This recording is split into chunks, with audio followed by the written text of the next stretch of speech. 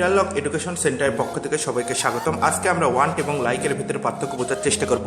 Want অর্থাৎ চাওয়া অর্থে, কোনো কিছু চাওয়া অর্থে ওয়ান্ট বোঝায়, আর লাইক অর্থ এখানে সাধারণত উপভোগ করার অর্থে কিংবা কোনো কিছু পছন্দ করার অর্থে লাইক কথাটি ব্যবহার করা হয়। যেরকম do you like to do something, তুমি কি কোনো কিছু করতে উপভোগ করো কিংবা পছন্দ করো। কিন্তু যদি বলা হয় do you want to do something, তুমি কি কোনো কিছু করতে চাও, অর্থাৎ চাওয়া বলতে তীব্রতা বলতে অবশ্যই করতে হবে বলতে ওয়ান্ট, এবং পছন্দ করা উপভোগ করা বলতে লাইক।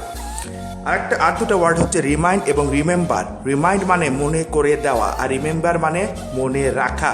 যেরকম please remind me to go back, তো আমাকে ফিরে যাওয়ার কথা মনে করায় দিও। তো রিমাইন্ড বলতে মনে করায় দেওয়া, যেন ভুলে না যায়।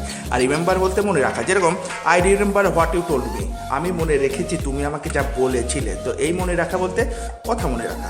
ধন্যবাদ সবাইকে।